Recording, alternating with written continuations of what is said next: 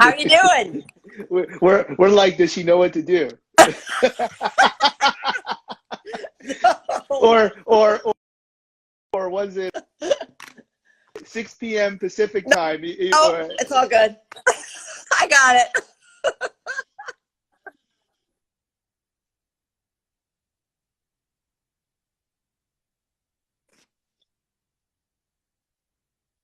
Yeah. I was a guest. Okay, Like, good, because what do now I? I don't feel so dumb. Because I haven't done it before either. And then I heard Allie in the background. I was like, yes, Allie, just tell him what to do.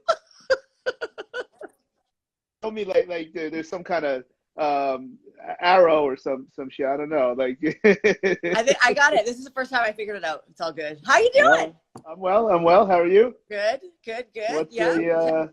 what's the status up there? What's aside from, well, let's see. It's not so if you're probably in like twos and threes in temperature, right? Oh, temperature. Okay, well, we'll say Celsius. Yeah. Uh, Because of course yes, you're right. You're right. That's what we are. well, yeah, because I know this, and that's how there comes a point where there's not this linear measurement. Like all of a sudden, when it gets to a certain temperature in Fahrenheit, it's like negative 90 in Yeah, Celsius. It's like because that will never happen here. 32 degrees in Fahrenheit is supposed to be zero in Celsius. We've actually been amazing. Our weather, it's been sunny, it's been warm, it's like uh, close to 10 degrees Celsius for this Uh-huh, time of year uh-huh. is crazy.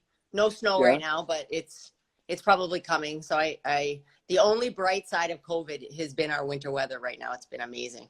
Oh, well, I'm not sure what COVID has to do with it, but I'm glad it's working out for you. The Because it's the only thing that's good right now. But I is don't think the for all weather. the times I've been out that way, I don't think.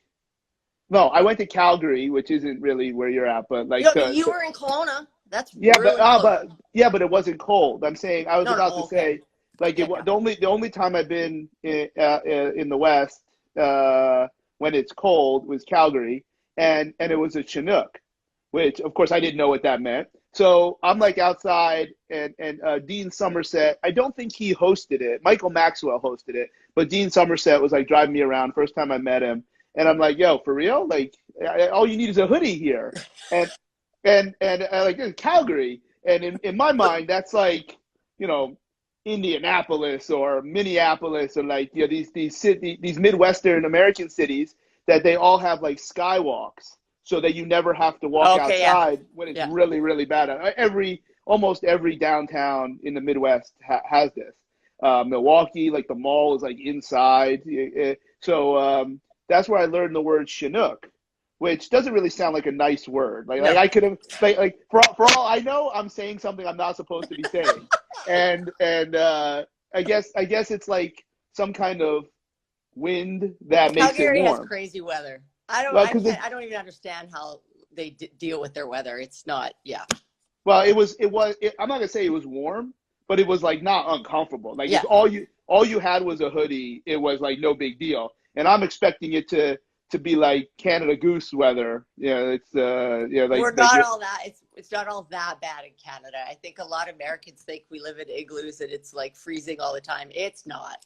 It's well, hold not. on now. I've been even before I took the job with Canada basketball, I've been to Toronto a lot.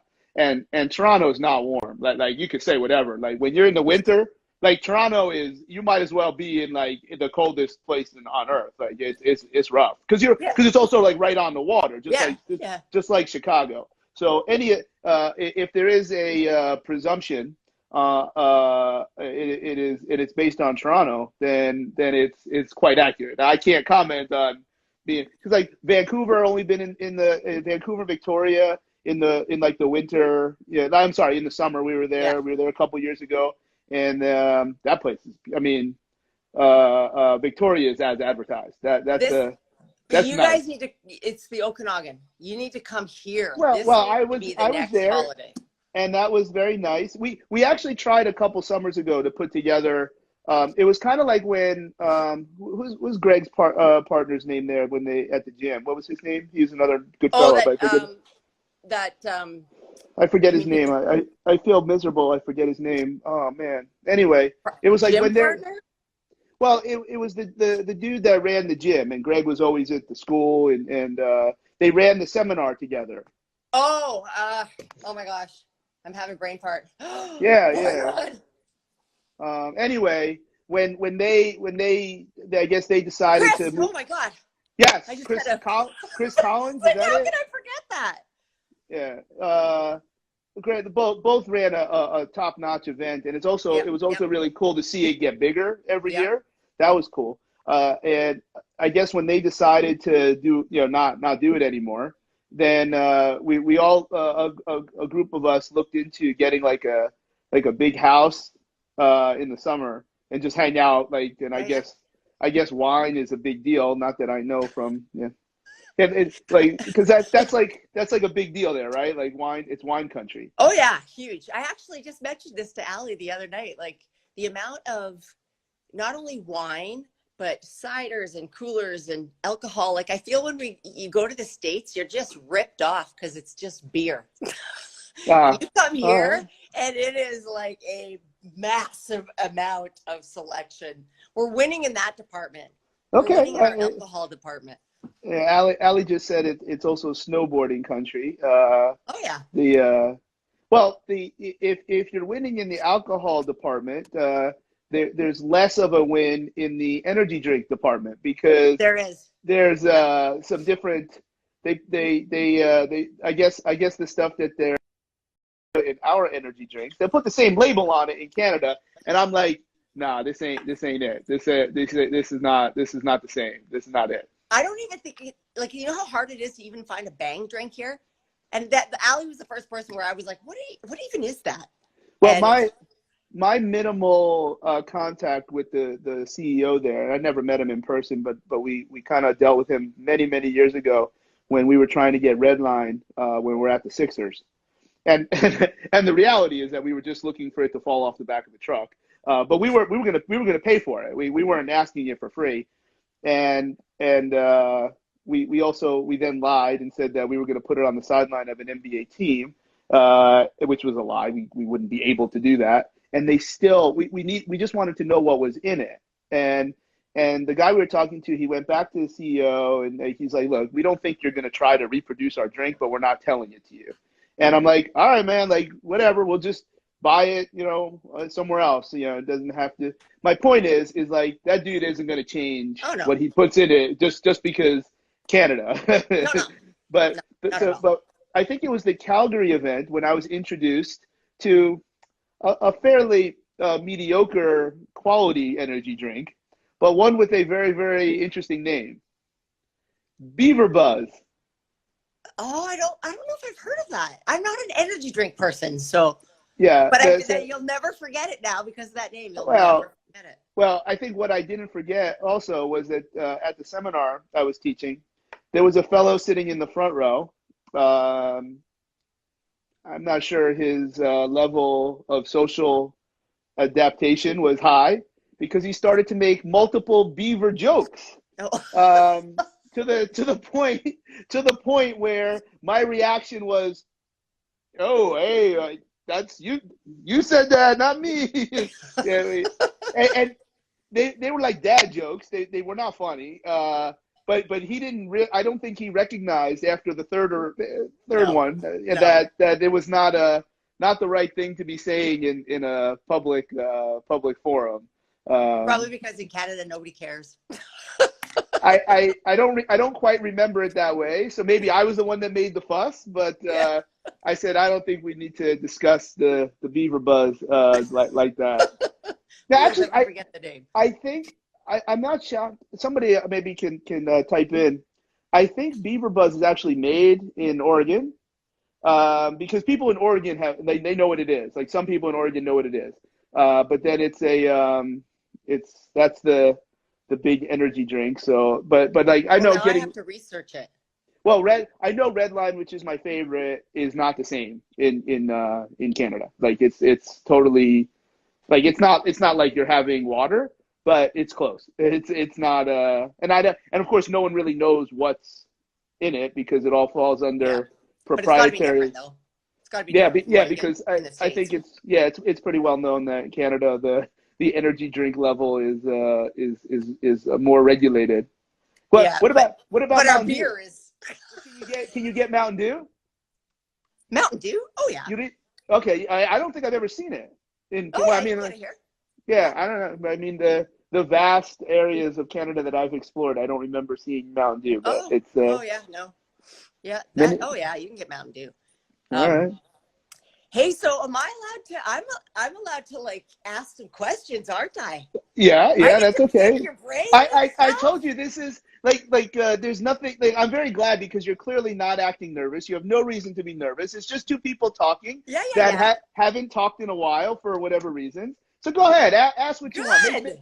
Make my life easy for a I minute. have some good shit Hey, here. hey, now I got to give you the rules. Now, I don't mind saying this because every time I do like a podcast, a lot of times it's with people that I don't know, and I don't mind doing it. It's good for them. It's good to I can get a plug or two. But I will ask you to do two things. Number one, do not ask me anything that has someone's name or their Oh no. commercial brand in it. Nope. Because I will be happy to say whatever you want me to say. I'll figure it out, but that way I can speak on a topic or a Yep. concept rather about some idiot or their nonsensical three-letter Got it. brand. So Got go it. ahead, shoot. Okay, where do I want to start? I'm gonna start I'm gonna start with a really good personal question Yeah, for yeah, you. yeah. So I kind of feel like, everybody's all fluffy and rainbows and unicorns and everything's all good in the world. And nobody really talks about the dark, crappy crap. And so tell us, as for Charlie, what has been one of the most negative things that's happened personally in your life that has made you completely switch your view, your vision, your direction in life, maybe? What Uh, has that been? I was about to be grand and answer very, very quickly. But I think and what I was about to say was my divorce, which I could rationalize that the process of what led up to it and going through it is almost like a TV movie. Like it was horrible. It was Yeah. horrible. I am not. This isn't slander, so I'll be happy because someone else said it, which she did say. The therapist that I had seen only I think twice with my ex-wife. After that, she went on to describe her quote as a despicable human being. Mm. So there's a little bit of vindication with that. I tend to think though that the changes that process seemed to spurn probably were starting beforehand, where I felt like I started to accumulate my 151 and one, which I don't know if you ever heard me talk about, but it's three lists Oh yeah, and yeah, yeah. and it started to come to life. Like I knew what it was. It wasn't something that I talked about like as Mm-hmm. and I don't talk about it a lot because I don't really know that that's what people want to hear. But um, I think so. Whatever led up to that. So we're talking like 2000, late 2014, 2015, where I just became a much safer person, and a lot of the things that would really bother me didn't seem to bother me as much. A lot of the things that I thought that were very important for me to exist in my life sphere that unfortunately still don't. And I'll still say unfortunately, like for instance, uh, there's not a day that goes by that I don't miss being in the NBA. But it's nothing more than a nice to have now. Mm-hmm. And I don't know exactly what that is that has motivated that emotion that I think you're asking about. But I look at there's been about five or six of those things that you're asking me, probably since I was maybe 22 or 23. And every time people said that everything happens for a reason. Maybe a lot of things that we say to other people or people say to us for different reasons. Because they don't know what to say. So that's the easiest Well, thing to say, I think. I don't think that's unfair. I'm going to go a different direction though, where you know, you'll understand it later. You know, Yeah. everything happens for a reason. You'll be better off in the end. What I have come, because I've had, I think, you know, because I delineate this. So I think there's been five like life, like seismic life changing events. My divorce is the most, almost the most recent. I don't think there's really been anything. There's a couple things got close, but didn't really blow up. Probably because I had enough of a parachute with the other things in my life Yeah. that maybe if it was 4 or 5 years earlier. But here's the thing: you'll be better off in the end. Everything happens for a reason. The thing about every time, the first time they say it, it's like whatever. Like, you know, your response is very fair. Like Yeah. they have Yeah. nothing else to say. The second time, it's different people. You're in a different place in your life, so it's different people saying the same thing. But after the third time, the fourth time, the fifth time, they're right. Every one of them are right. I don't think they know they're right when they What do say you it. mean they're right? What do you mean by that? What do you mean they're right? Every okay. So here was the You're first. talking about everything happens for a reason. That's No, what no. you're saying. Or I'll say, yeah, like whatever the cliche is. Yeah. I think it's true. So every time my life got better. So I obviously Oh, I learned see what you're saying. or how I would measure Yeah. the things that I would say my life got better.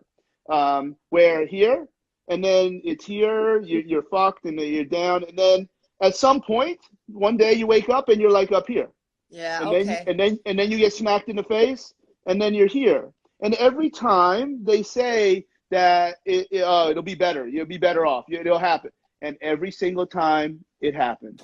I was just on a call today with someone, and I don't know exactly what my role in New York City is going to be after we move to Florida. I have every intention to fly back. I have every intention to keep a facility, you know, if it makes financial sense. But none of that is 100% in my Hmm. mind as far as a business plan, a life plan.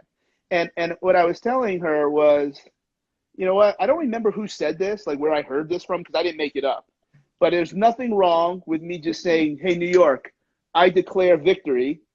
I dominated that city in what I do for 10 years, and I dominated twice because I had a big pit stop a couple years ago that where the things that I was accumulating was robbed from me. Someone else took it from me, and then I built it all back up again.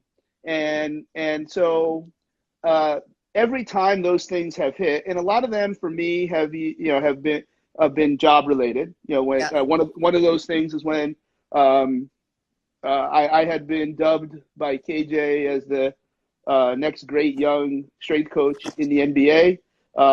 In '06, we were number one in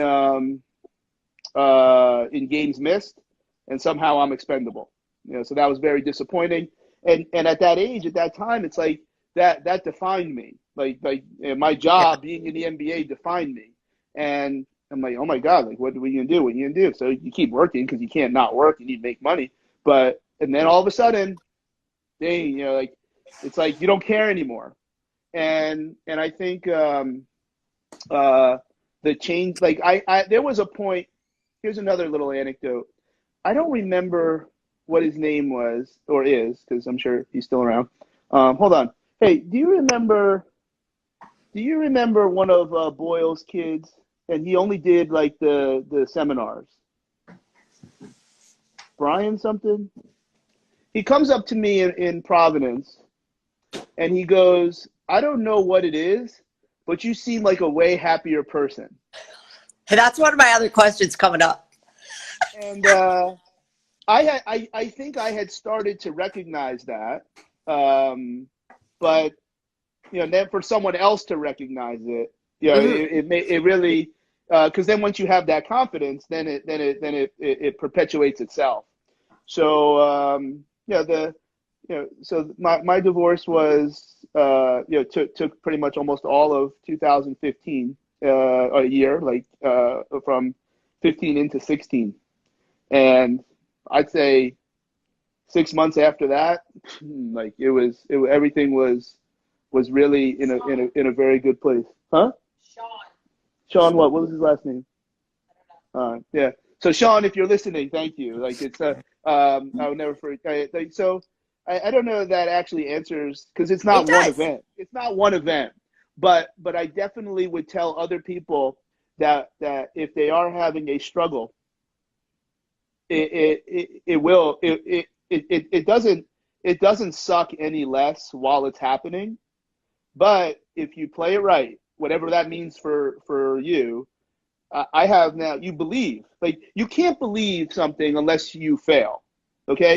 Yeah. Yeah. I mean, that's something that I probably alluded to, in a lot of clinical things, where if we all knew how many years of experience some of these internet messengers, and Yeah. everybody should be allowed to say whatever they want. It's our job to filter it and decipher it. However, if you have to put like your letters after your name, if you put how many years you were a professional, 3/4 of those clowns, no one would ever listen to them. Hmm. And there's some major names that have a tremendous following that aren't even out for like 10 years. They're not even out Yeah. for 5 years. Yeah. And people listen. That doesn't mean what they're saying is ridiculous. But what I would say in condescent would be, I don't think you have enough experience to believe anything you're saying. You're just repeating what someone else said. Yeah. Yeah. Because it's not only the amount of years of experience, it's also the repetitions that you have. So the years contract the repetitions, but you can't fail. Like, you don't know. You can't, you don't believe anything until you fail, succeed, and then fail again, and then succeed again. It's like this wave. And I think, because I believe what I believe, because I have failed, and every time it got better. So now if I fail, I'm like, it's not as much of a smack in the face, because I have a very strong belief that it will be better in some way. Yeah. And you've But learned from that too. yeah, Like yeah. everything So that, any failure or any of those shitty moments, the stuff that you actually comes out of it is pretty mind blowing, even though at yeah, the time so you can't see that. right. It doesn't, in no way am I saying that someone shouldn't feel any kind of grief, sorrow, disappointment, anger, Yeah. hate, if it's funneled in the right way. None of that, like, that's all part of the deal. And it doesn't mean that that's not going to happen.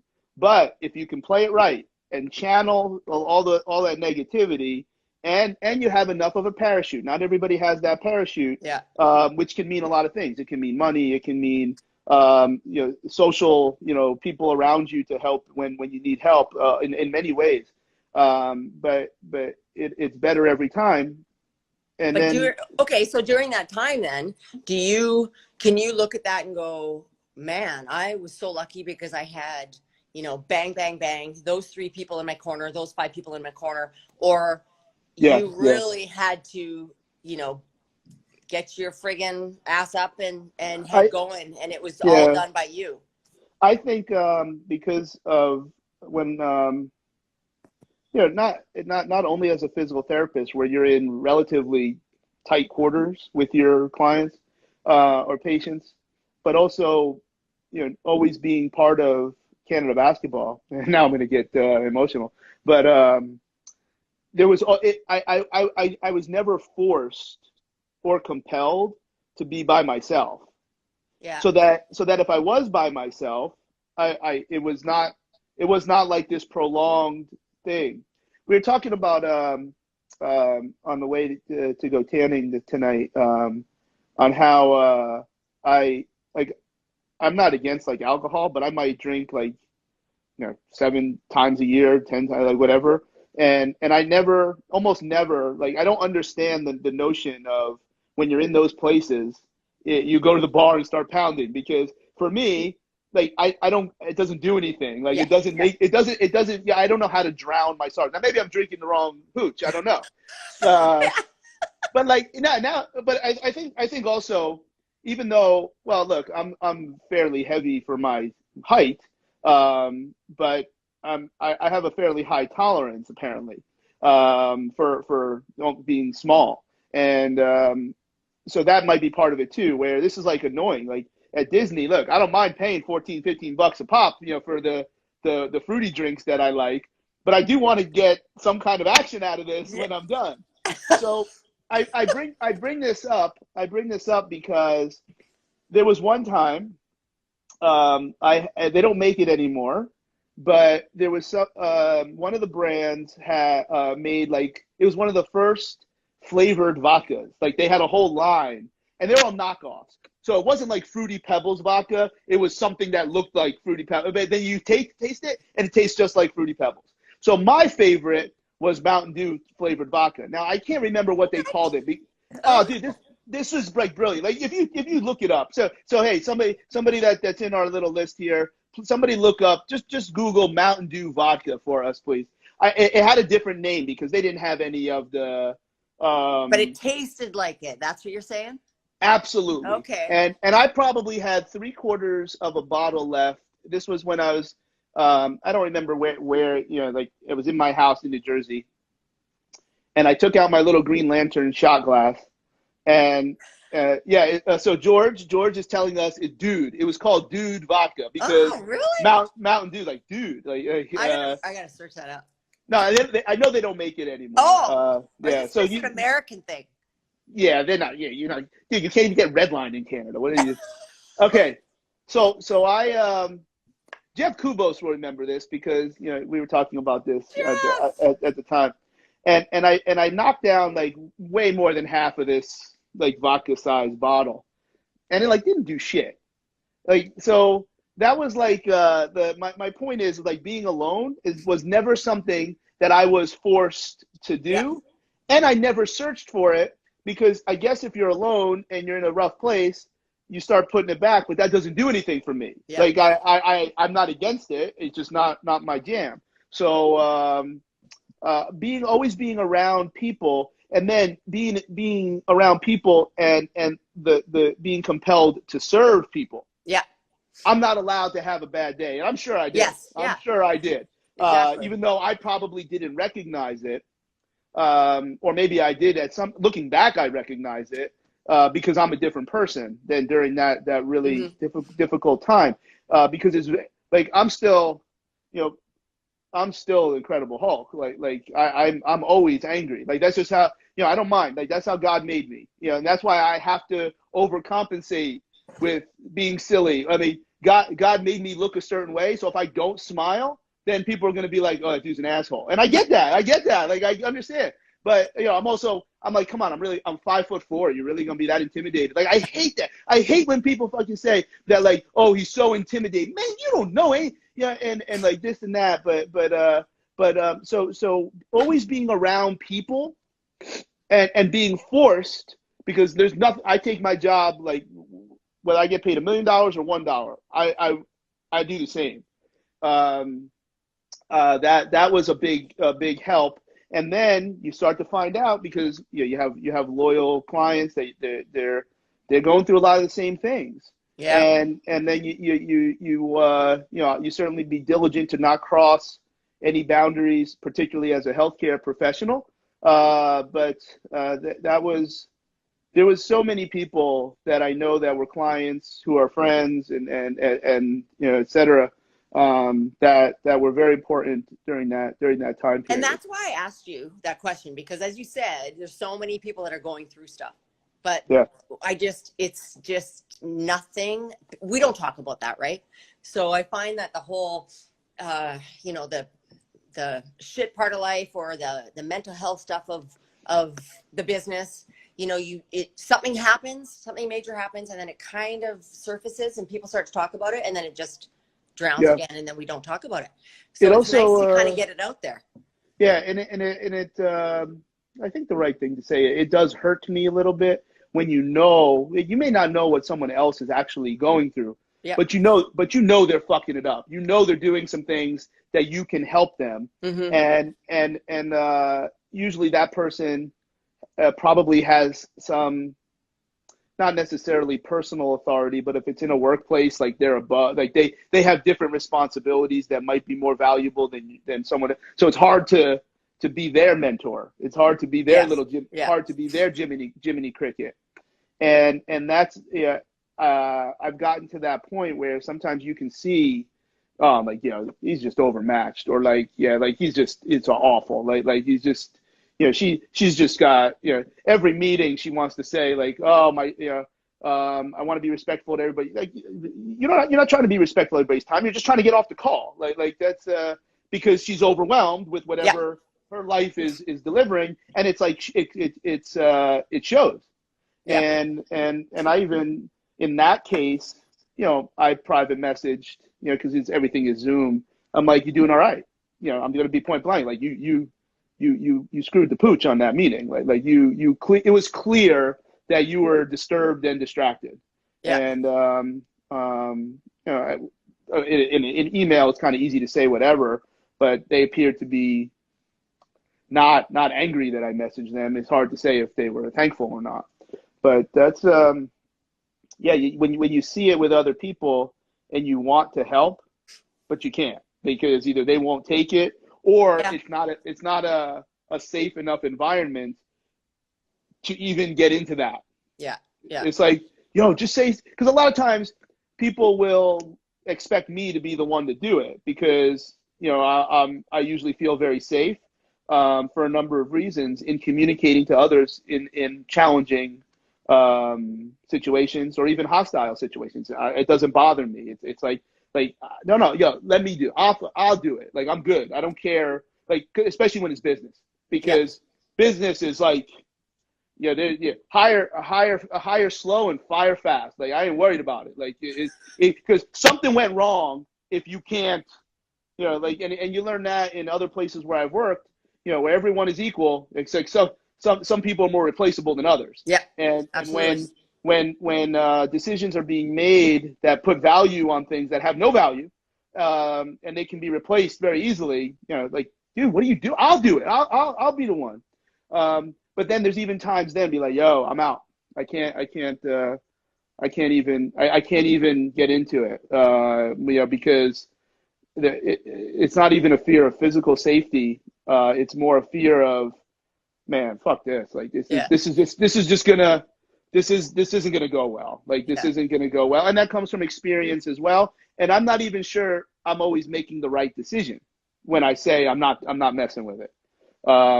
Because most of the time I will mess with it. I remember, so it had to be like '04 or '05 when we traded for Chris Webber from the Sacramento Kings to Philly. And at that time, Chris Webber was still a major superstar. And during my time in Philly, it was Allen Iverson and everybody else. Now, there was other really, really good players, but it wasn't like now where like every team in the NBA has at least 2 or 3 mega superstars. So now we have 2 superstars. You have AI and Webb.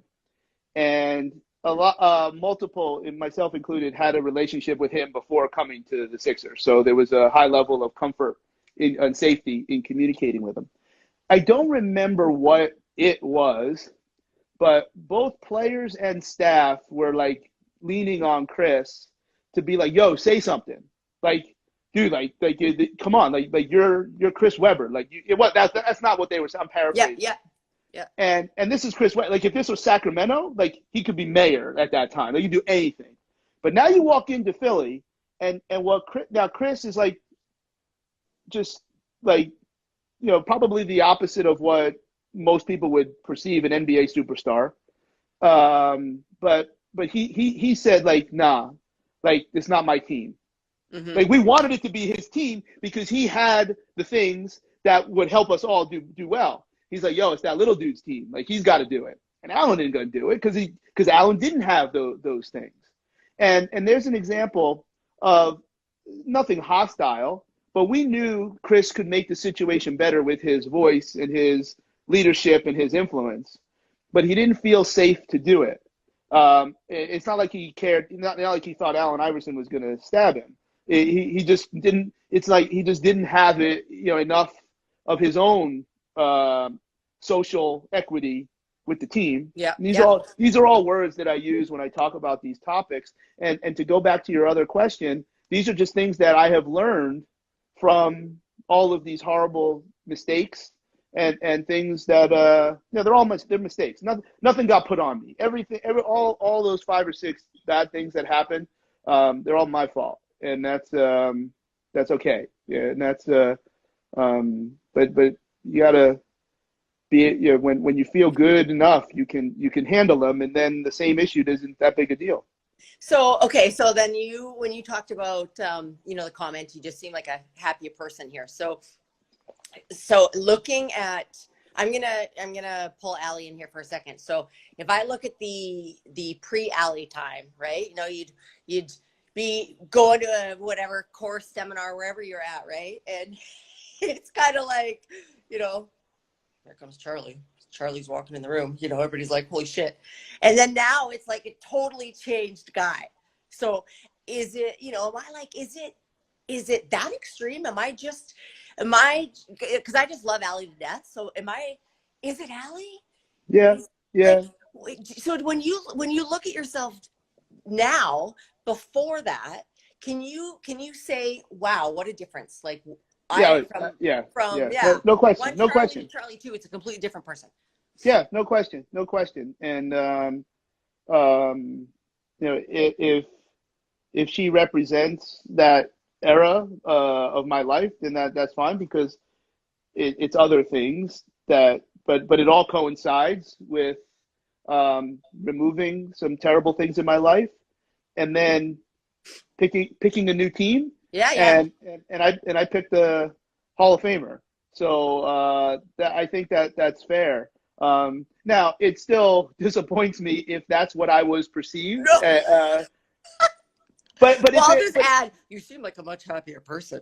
No, but here's the thing. Like, I know from that world that I'm really not.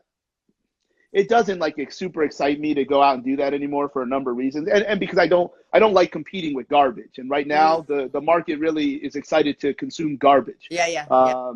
And that's I don't like, because back then I made a lot of mistakes, and because I might have still been able to deliver some form of charisma with what I was saying.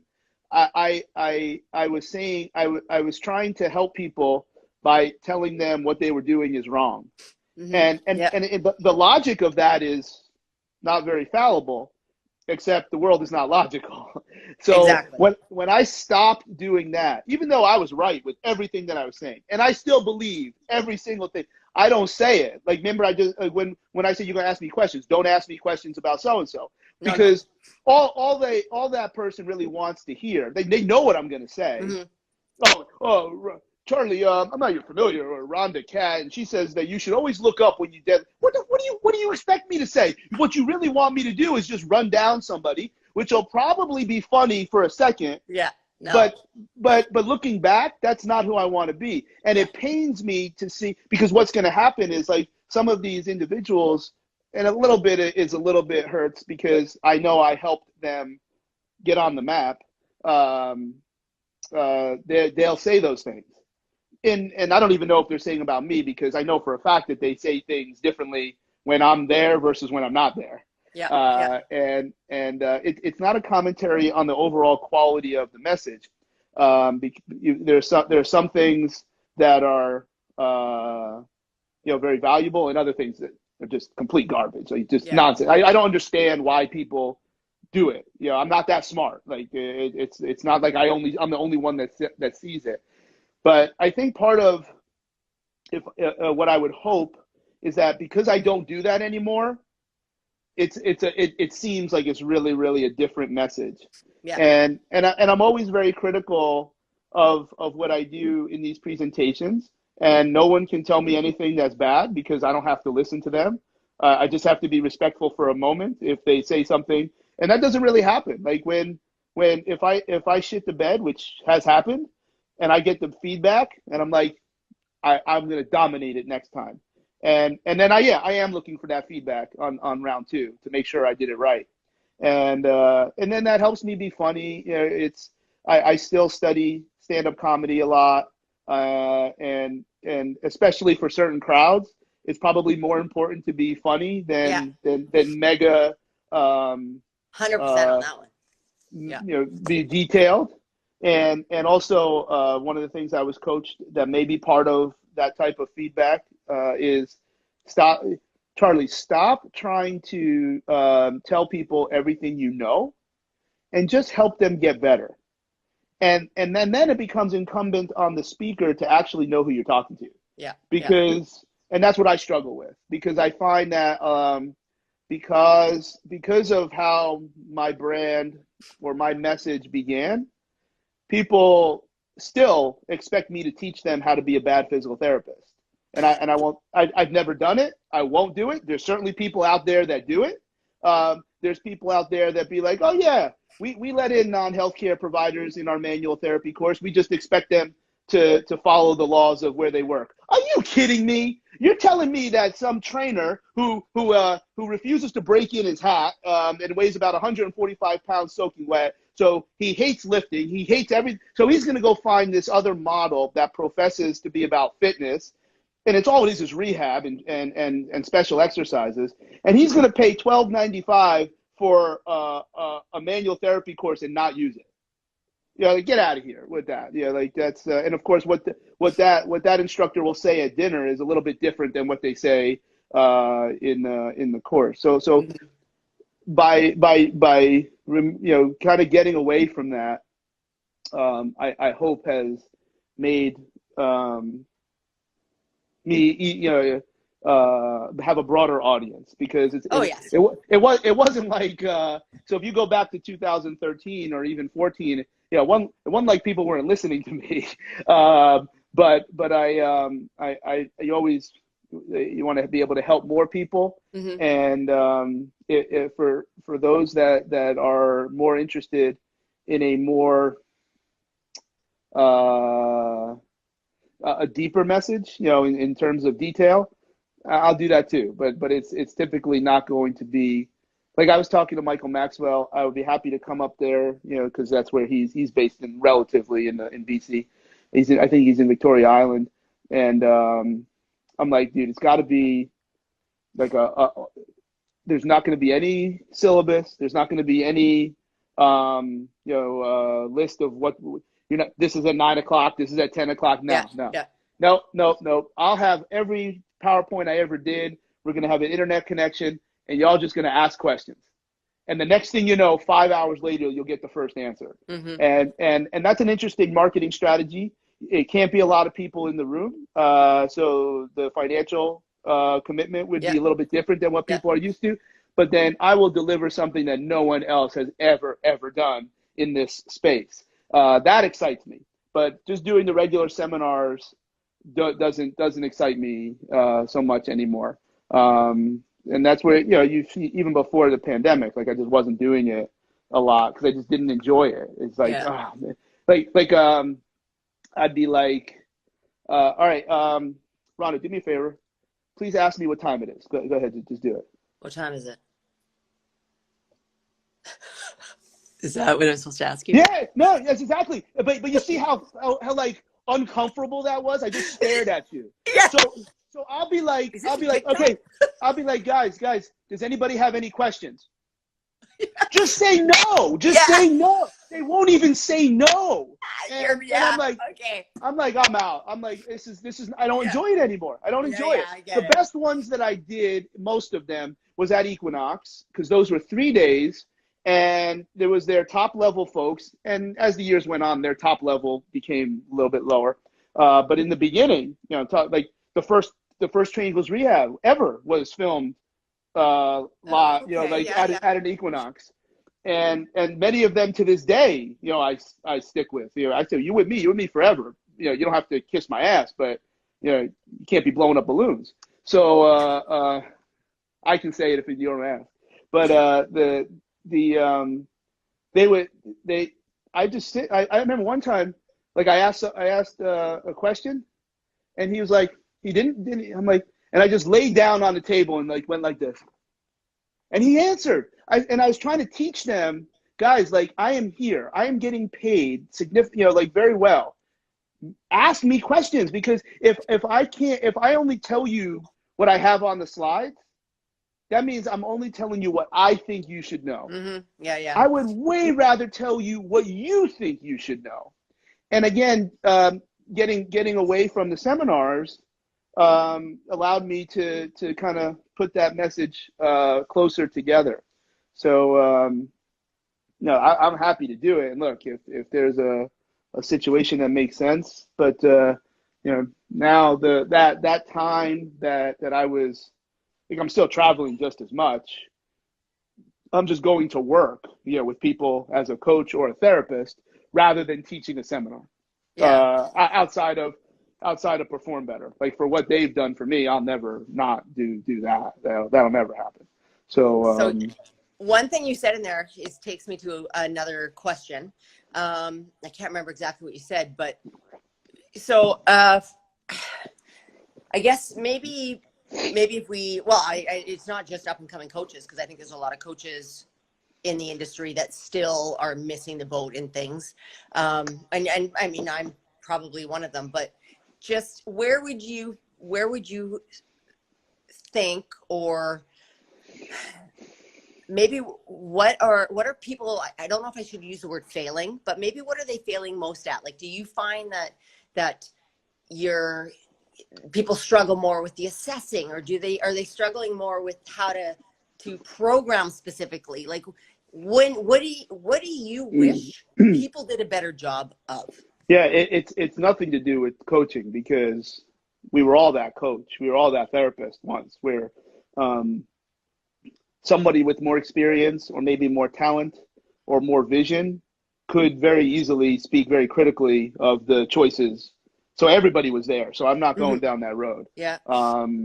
We all, like, I know what I was doing in the year, 2000. I was in the NBA in 99, 2000. So 2000, 2001, I was with the Trenton Shooting Stars. And I remember what I was doing for, like, my intern was my supervisor from PT school. And he was like, a very accomplished sports physical therapist. What we were doing for patellar tendonitis, I would blow my nose multiple times in today. So I'm not going there. Yeah. But the answer is actually very easy. I wish people would be able to hear maybe what we're talking about, or anything that's digestible, and have a filter, and find no kinship to the person. I've been around enough where some degree of personal relationships have been able to be developed, because something that's a little different when you go back to early middle 2000s, when information exploded for our professions. It wasn't like it is now in terms of the sheer volume of information. Right. So you were able to kind of be a little bit closer to people. And then in addition to that, I have never not called someone back. Maybe it doesn't happen right away. I've never turned down a podcast, even though sometimes they're annoying. But I hope I never demonstrate that, because I don't know that it's going to be annoying. But after a while, you're asking these, that's why I want to do these things. This is like just two people talking. Yeah. But I wish people would be able to filter why the person is saying what they're saying. At which point you now have an extra layer of information to decide if you're going to adopt. Because really, it's not like evaluation or train. It's like, what are you doing? Like, why are you even listening to this individual? Or why are you doing all 10 things that they say instead of only 6? Because 7, 8, 9, and 10 are absolutely ludicrous. Now, the reality to some of those positions that I'll take, I'm at dinner with these people. I'm in the car. They think I don't understand what they're saying because they're talking Czech. I know exactly what they're saying. I can understand almost every Eastern European language there is. I can't speak it. And I'm like, they're MFing everybody, and they're like, we all paid to be students in their course. So I have a little bit extra layer, and I'm sure other people do as well. But I would actually give the solution to, if you don't know anything about the individual other than what they are presenting, which is just information, then kind of, side eye the situation a little bit. But if you do know that the person has something in their life, because this all kind of tracks back to 151 and 1, that you want. So it kind of like, well, if you want what somebody has, you got to do what they did. Well, it's not as linear as that. But if that's also kind of why I am very, I kind of changed my whole social media thing. Not that it's less information, but it's less fire hose. That Yeah. goes Yeah. back. Yeah. That goes back to the advice of just help people instead of Yes. trying to tell them everything you know. Now, look, it's easy. It's easy for anybody to say that now because maybe I don't get to this point without that, initial start. But that's fine. It's how things evolve and grow. But I'm going to tell you a lot about Disney. I'm going to tell you a lot about Transformers. I'm going to tell you because these are all things that, look here. Hold on. So let me see. So what do we got here? We got you got a Funko Pop of Daniel Bryan, and that's Kyle Rayner, who's the White Lantern, and that's Scrooge McDuck. What do we got up here? You can't maybe can't see. So over here, oh, there's Scrooge. He's my favorite. Yeah, and yeah, over here. Let's see. Hold on. Maybe we can't find it. What do we got over here? There's the living room. All right. Anyway, so The living so I'm like, if you think that it's cool to be an adult and do these things, well, now you should listen to me because it's like something other than information, because I have taken that information and then flipped it into an enjoyable life. If you don't know that about somebody, well then, Yeah. how Yeah. do you know that what they're telling you is genuine? That you don't know, and that's the filter that's very, very hard to develop of how do you know who to listen to. I think if you Yeah. actually knew how many years somebody was around, I think that would make a difference. Yeah. But I think that the thing that I wish or I hoped was that people had a filter for why people were saying, because I don't know what the year was, but there came a point where the only way you could become a loud enough voice on social media, because now it's just a dull roar. There's so much information. Yep. Yep. It's so you don't even know the difference between noise and not noise because there's so much. And the one gem that kind of slides through is like, nothing's really new. Everything's old again. Well, anyway, the how I don't know when the date was when this happened, but there was two ways you could become loud enough on social media and the internet. One was talk about evidence based, because you could say it's easy to take this high and mighty stance that doing split squats is wrong because of this research. Now people are going to listen to you, and that segues into the second, because if you're going to talk about a topic and tie it to research, you're attributing it to another voice. Mm-hmm. And the absolute best way to get recognized is to say the opposite of somebody who's really Yep. popular. Yeah. Yeah. Those two things are totally true. So I would dig in, like, so now the question, what do I wish? I wish that people had a filter. Number two, I wish you knew, why the person was really genuinely saying what they were saying, and then be able to discern, what is, what is this reason? Like, why are we doing this? And that's, yeah, because if somebody is saying, if their message is more often talking about what someone else says, and that's the mistake that I used to make, and I still probably do, then you got to they're garbage. Like there's, Mm-hmm. I was garbage. I made terrible mistakes where I was more interested in telling other people why they shouldn't listen to him, her, and her, rather than here's what I do. I'll tell you why I do. I'll tell you why I don't do what I don't do. and it's up for you to determine why your hero is garbage. So what sparks your brain then? What are you like, wow, I really need to understand that more, or I need to learn that more. And it doesn't, I mean, you've got your therapist world, coach world, but there's topics that you must be like, I just, I'm trying to get it more and understand it more. And Yeah. Um, I am not in direct search of a new system, but I'm welcoming it. Okay, so that's like that. It's that's not directly what I'm looking for. Yeah. But I'm not against it. I'm not saying I know and a system would be like an overall way of thinking. But I've only presented it once publicly, which it was Jay DeMayo. He had been trying to get me to come to Central Virginia, Richmond, which is a fairly well known conference every summer, and usually I'd be in Canada basketball or something, and it just wasn't gonna happen. Finally, we made it work. I didn't care what he paid me. I said all I need is an open mic and no time limit, and I don't want to hear about slides. It's just I'm just gonna go out.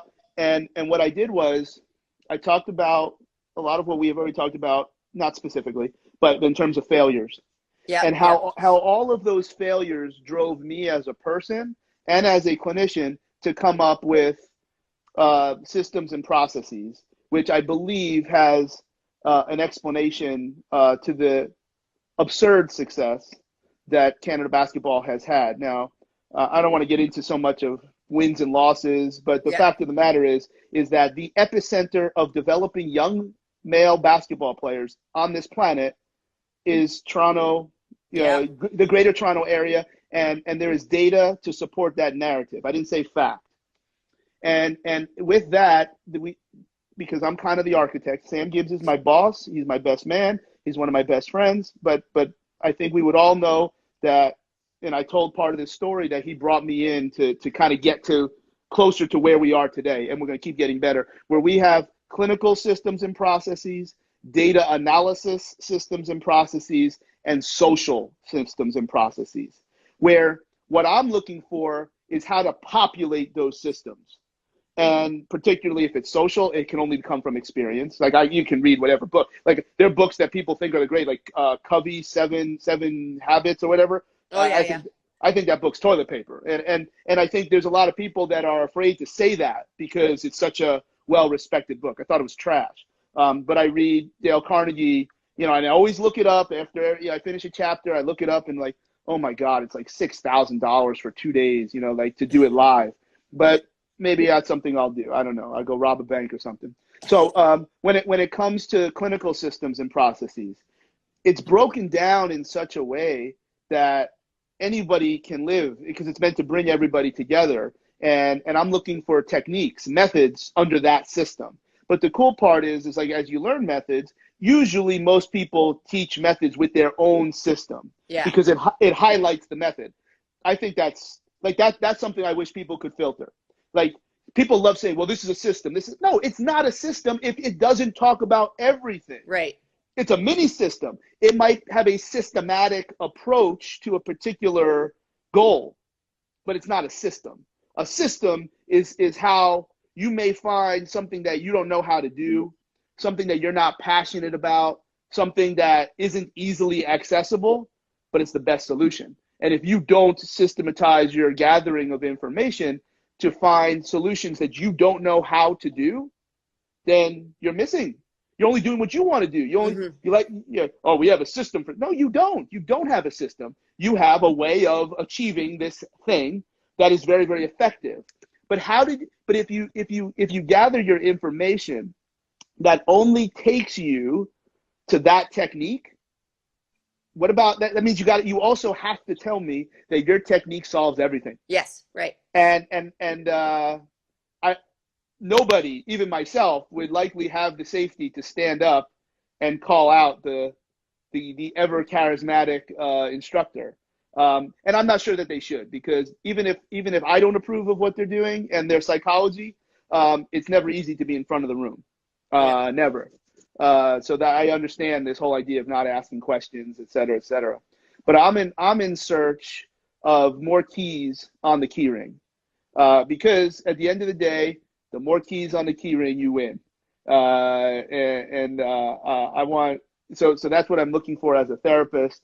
And I'm so thankful for the opportunities that I have in terms of being able to fix or change.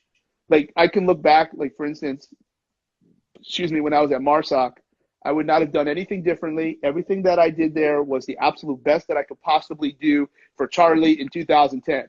If you put Charlie in 2020 there, it's a completely different ball game. Yeah.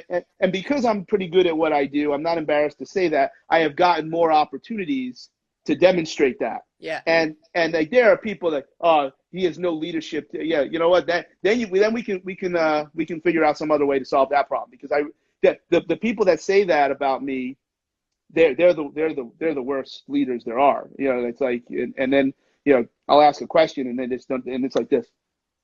They won't answer because they know you're not gonna, it's not gonna fly. So to answer your question, what I'm looking for is keys on the keys open the door, and the more Yeah. you have, I want to be like that the butler, you know, that lives in this, you know, 80,000 square foot house, and he has this like key ring, and there's like 100 different keys on it, but he knows which key to open every little door in Yeah. Yeah. that whole house. But and then if you think that way, you're helping more people anyways, right? It's not the rabbit hole, or it's not Yeah. just the, you know, this person's God or that person knows everything. It's Yeah. you know, Well, you're picking what's going to work for and whoever. the likelihood that if somebody were to ask, well, how would XYZ fit into what you're saying? I have either paid for the flight, you know, the hotel, paid for the tuition, you know, like, so I can say whatever I want about the course, etc.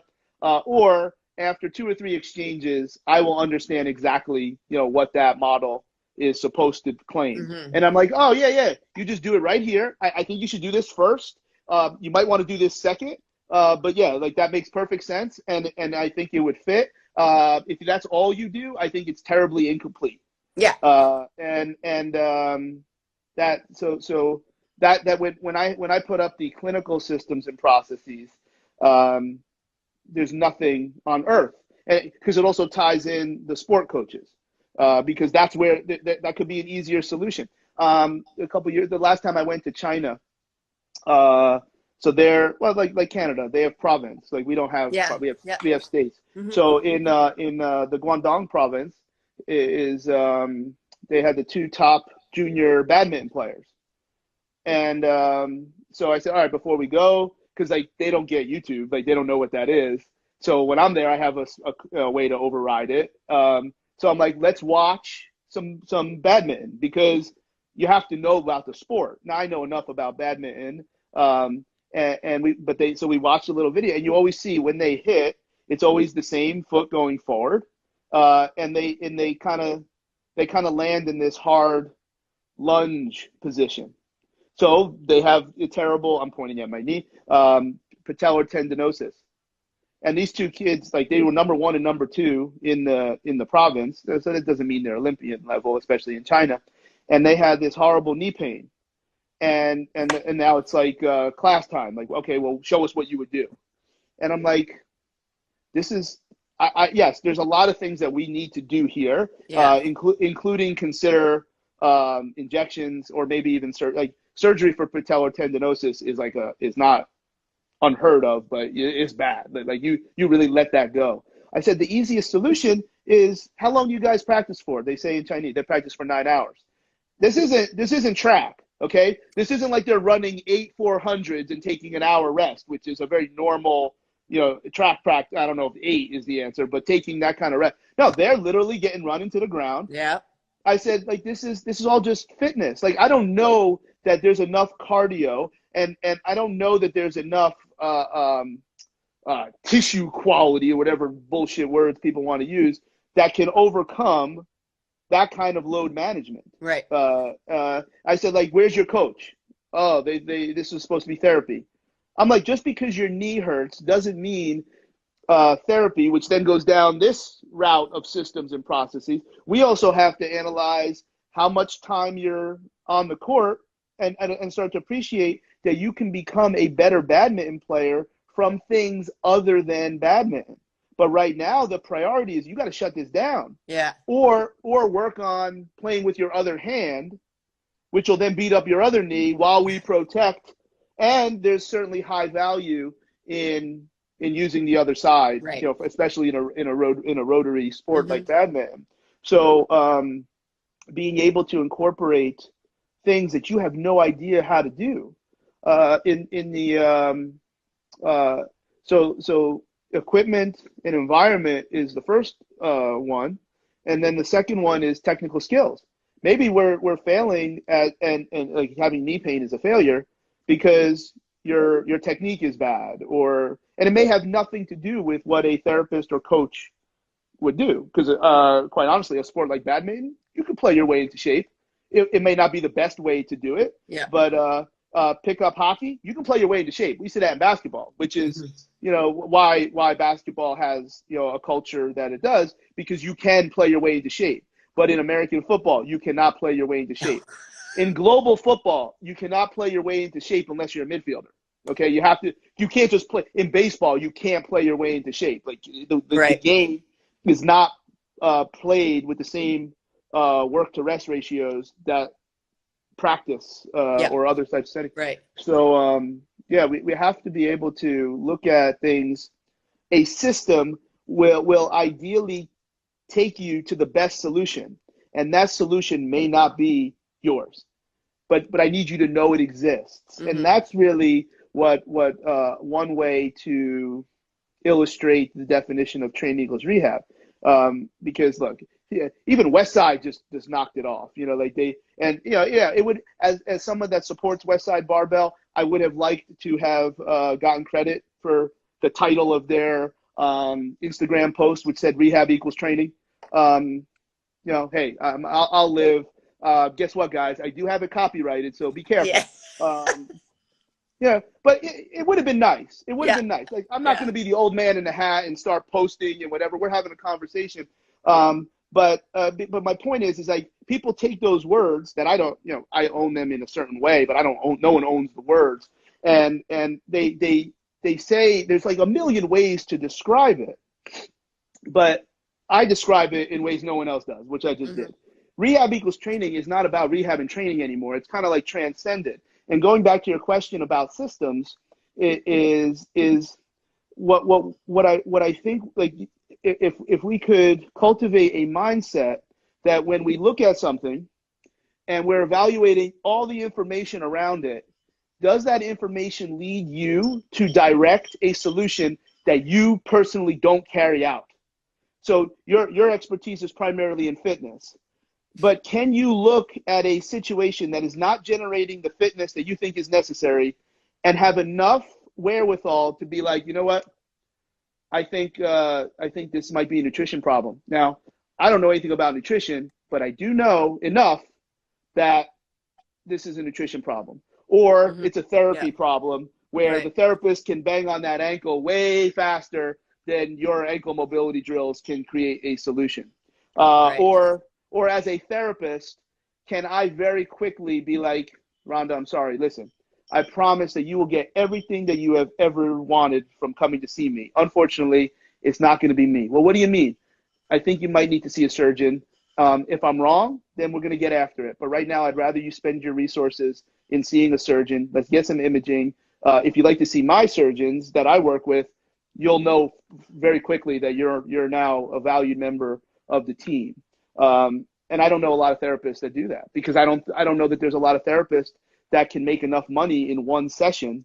So what they'll do is they'll dick around for a month, and then send them to the physician. But again, like you have to do that to gain the confidence in your evaluation skills. And just look, the other thing too, just because you as a physical therapist, just because you send them doesn't mean that they do need surgery. It doesn't mean that they're going to get surgery. Just because you get imaging doesn't mean that you have to do something about it. It's about information so that we have great return on investment. We have a great understanding of what we're trying to do or not do. So that's really another way to answer the systems Mm-hmm. piece. Where Yeah. can it take? I want to get to a place where I am as far away from what I do well, and then it has to be right. Like if I've told people, I said, like, I'm going to tell you, if you'd like to see me, this is what we can do. But because she had multiple pathological fractures, and she found her way to me because she was fitness, like, she was fit. She probably wore, like, fitness clothes. So the yeah, I mean, you know what I'm getting at. I don't want to say anything insensitive, but she looked the part, Yeah. Yeah. and but her movement patterns, and then were like very, like, that wasn't the problem. Right. So we got to that solution fairly quickly, and I'm like, well, let's put some wheels on the bar. Let's see what you do with weight, because it may not be the same. And there was nothing that I saw that was a gap to create this solution for understanding why she had these multiple pathological fractures. Basically, one that, like, it happens for no reason, except nothing ever happens for no reason. Right. Yeah. And that probably would, and that fell into really what would be, I guess, best described as a functional medicine type of solution, Right. which is a lot easier to describe as nutrition and blood work. Mm-hmm. And that's, I never saw her again because I didn't think I could help her. But I knew enough that, like, dude, bones don't break for no reason. She can squat like 135. This isn't a frank bone density issue. Uh-huh. So what do I do? I can't help you. Like, well, no, I can refer you to someone else. That's what a system should do. Mm-hmm. Absolutely. It should take you as far away, because if you can't even think that way, you may, like, miss the forest. Mm-hmm. Like the best solution could be, like, right here, but because you only do this, Yeah. you only like doing this, and it's I was speaking at World Golf Fitness Summit many years ago. I've done it now four times, and I probably had more than one slide that involved a kettlebell. So this goof in the front row says, "Well, you're obviously a kettlebell guy," and I didn't really have an opportunity to respond because he was just talking, and I'm like, "I'm not. What are you talking about? Like, just because I use kettlebells doesn't mean I'm a kettlebell guy." And I think that, when you look at the things that Pavel talks about, the kettlebell is just a vehicle Right. to teach what he wants you to know.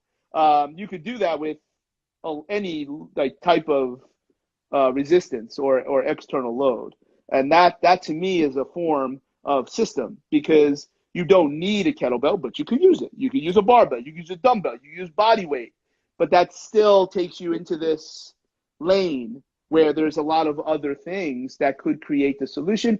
If you have kind of funneled into, okay, this is what I need this end game, well, then you're going to find the commercial packages to make more sense.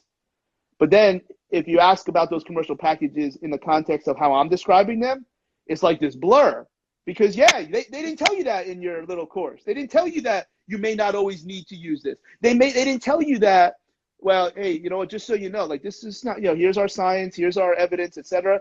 But look, nothing works for everybody. Said no one ever. Like, so if you stick with agnostic forms of evaluation, now you'll just pick the right key, and then you'll also find out when you need more keys. Yeah. And that's really an angle that I wish people would be able to identify. I don't know. I don't think you need to be that smart to understand what I'm saying.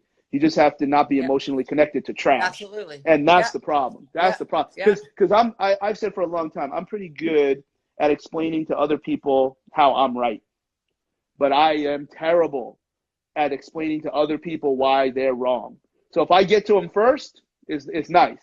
But if somebody else gets to them, and, like, there's no better example of, like, the FMS, where, wait, you telling me I suck? Really? You sure? Like, because I'm nobody. I mean, that those concepts are paramount to everything that I do.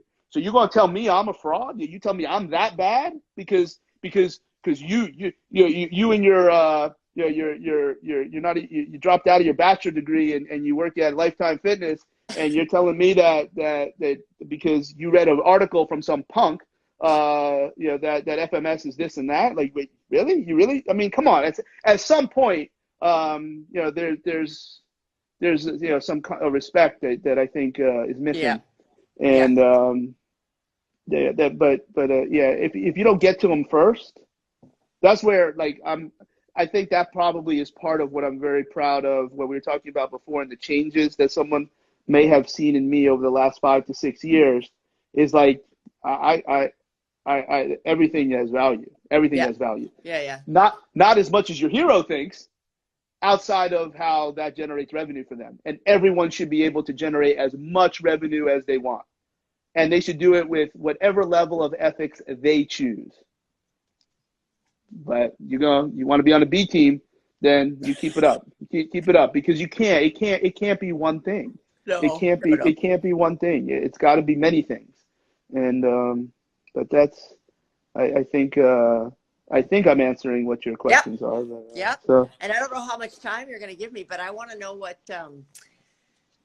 it's all about hacks nowadays, is it not? Like, if it's Aura rings, which I love, and red light therapy, which I absolutely love, but do you got anything that you actually go, wow, that has made an impact on my sleep, or it has made an impact on my recovery, or how I'm waking up in the morning? Because I think everybody is doing something. All those things are all over the place for me. Sometimes I sleep well, sometimes I don't. Learning things from Aura is, I've been familiar with Omega Wave, way longer than. How about carbs? So maybe the most vilified nutrition component. That is true. Like, if you train, or if you have any kind of load on your body, whether it's mental, physical, spiritual, if you don't have carbs, like, you basically don't believe in science. Yeah. And it explains a lot. Obviously that's Allie's thing, and I study some things, and then whether it's her or other people that have a similar mindset, I've learned a lot about nutrition, to the point that I probably could advise someone, to some degree, but not at the detail that Allie could, or other people could. But yeah, like, to be the last time I made an effort to really dial in my diet when I was going out to LA. So I lived in LA half the year when the big guy was playing there. And I tried keto, because whatever my goals were, that seemed to make sense. It was advised by someone that I had paid. And it was just, I couldn't do it. Like, it was just. Okay, so was that because of just weight loss? Why was that recommended to you? Weight loss, like the scale was part of it, because one of the things that I always am fighting against is BMI being so short and so big, because that hurts my pocketbook for life insurance. Yeah. Because look, the reality is that Yeah. if you're 5'4", 190 pounds, you're probably not the healthiest. But I feel like I should have a right to challenge that when you look at my blood work, et cetera. Right. So and it was also a component that some of my genetic factors of my lipid profile started to bark a little bit, because I swear it wasn't always like that. And then all of a sudden it looks like I eat fried food all the time. So that was the goal of that. And there was a training program that was attached to it. It didn't fail miserably, but it just wasn't worth what I was paying for it. And look, if you're half the week in LA, half the week in Connecticut, it's a rough lifestyle. Did you feel like shit though when you were on it? Nah. So you don't really. Not really. It's look. I don't know how people can't eat carbs. Yeah, give me some caffeine and I don't feel like shit anymore, so it's fine. But then probably when quarantine here started, which I don't know, it's a little bit different in different parts of the world and country. But carbs, like, I can eat. I've eaten like over 300 grams, as a regular day, and I can eat bagels and all sorts of rice. Pasta is a waste simply because it's too caloric, but I can eat it and it doesn't like do anything bad to me. It doesn't like hurt my stomach. It doesn't make me bloated or whatever. But when you put it into an intelligent diet, Yeah. I see. I don't know that that's a hack because there's probably a lot of nutrition people that hear this and be like, yeah, duh.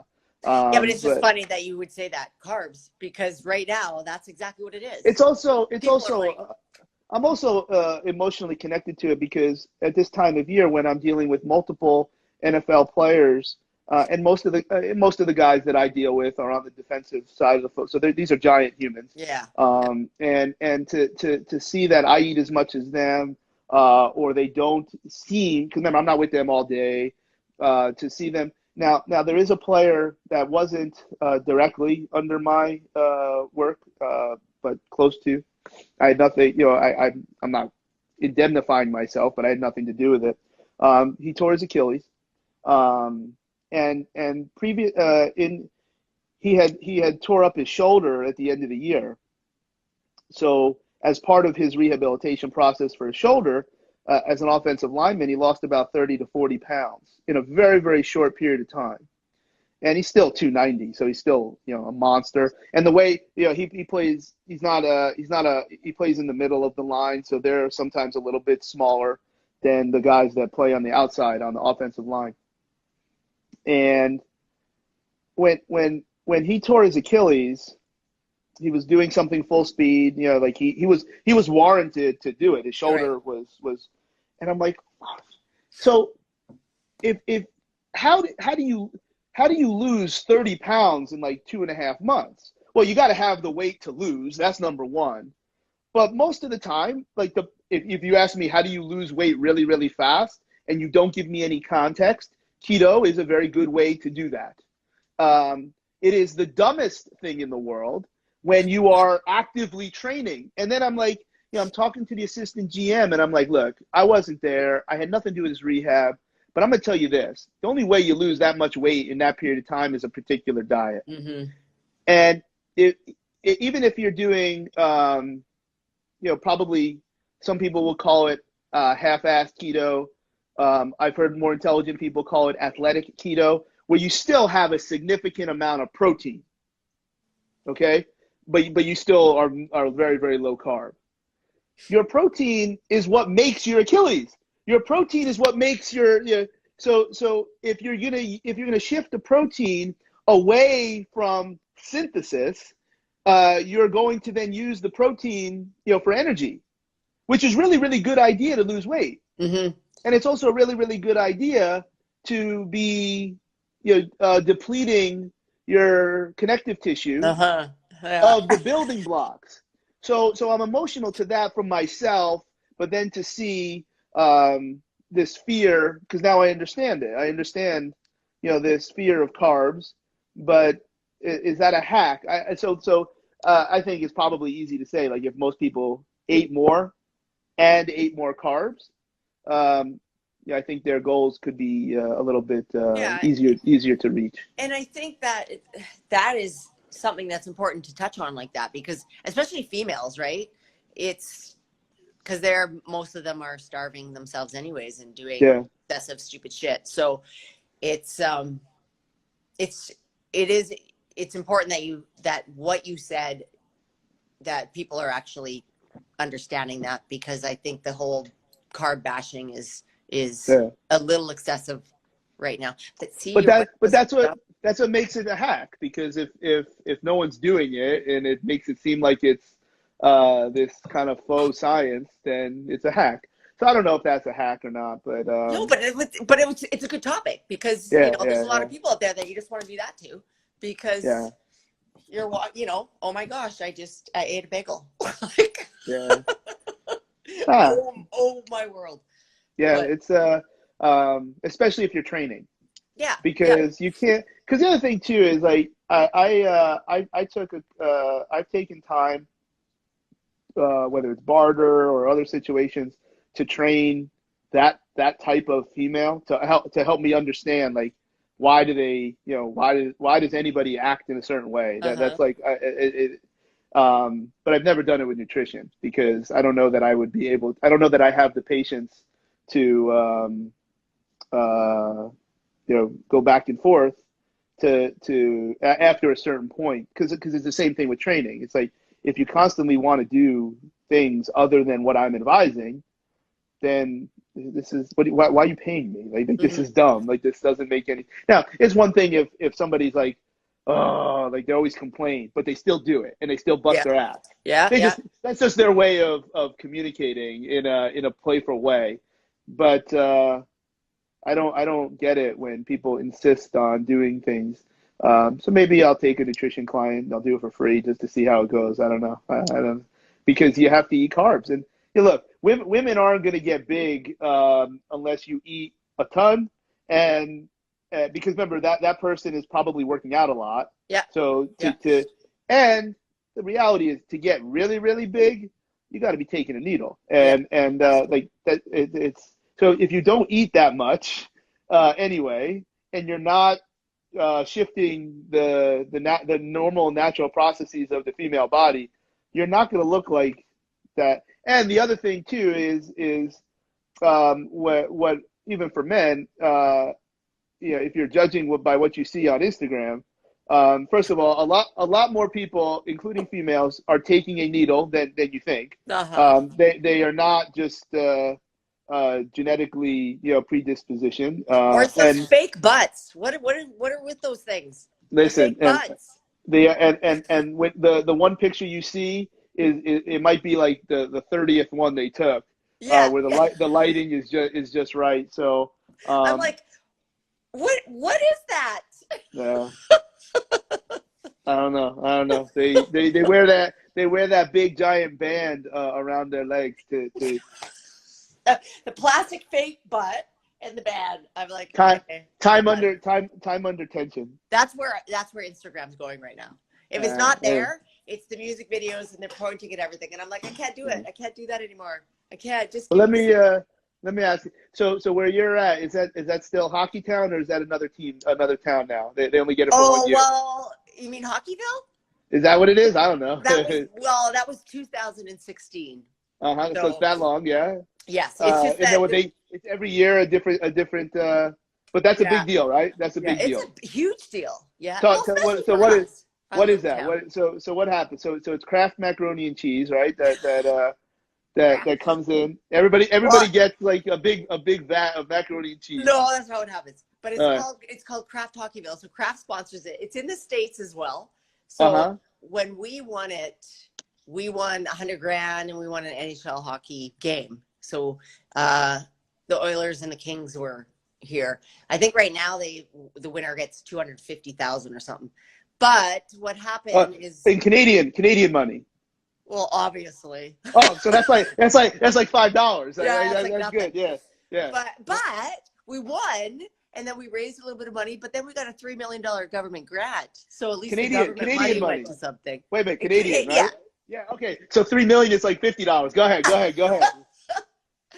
But the exciting thing is, so we got all these amazing renovations for our rink, right? Yeah. So it's just awesome. So some of that Instagram stuff I'm posting is because we're doing our virtual, we're doing the reveal coming up in like the next week. And is that budget part of the gym that you'll have kids in? No, my facility. Yeah. So so where you train people is not part of the rink, is not a. No, that's another rink.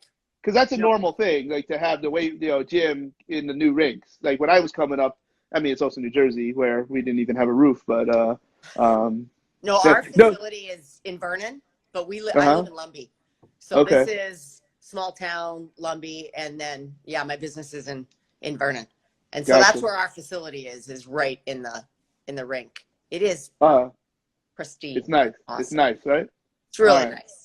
That's where you put a video of yourself dancing. That was a long time ago. We don't do that anymore. But well, I bring that up because if you're able to dance at all, much less on social media, you have no reason to not be confident in coming on to talk about something. You have you have a successful business. You have a lot of good things to talk about, and just like the things that I talked about a little bit, you have life experiences that can help put a lot of emotion behind any topic. So you have no reason No, I to. appreciate that. You have no reason to be like, oh, this isn't for me. Like, you know what? Opportunities come in weird ways, and that's please don't think that you're not at a level that people would want to hear from you, because Oh, it no, doesn't. thank you. It can be Appreciate that. about a lot of things. It doesn't have to only be about things that are unfortunate or that we want other people to learn from, because I think when that's part of you, it becomes part of everything that you say, in the power and the emotion that you want to convey. So I think you'll be just fine. Because if you can dance in front of other people, then Yeah. Hey, yeah, I'm good. all right. Because you know what? Honestly, most of that I don't give a shit, right? I'm like, who cares what they think of me? But Yeah. it's different when it's Charlie. I'm nobody. I'm just some dude. Yeah. Hey, All right, man. let's call it here, Yeah, I and appreciate it. we'll have George, put it around on YouTube, and we'll see, maybe another 4 or 5 people will want to listen to it. But I enjoyed talking. Thank you very much. Have a good night. Hello, Allie. All right. Have a good night. Talk to you soon. She said, hello. All right. All right. Peace. Bye-bye.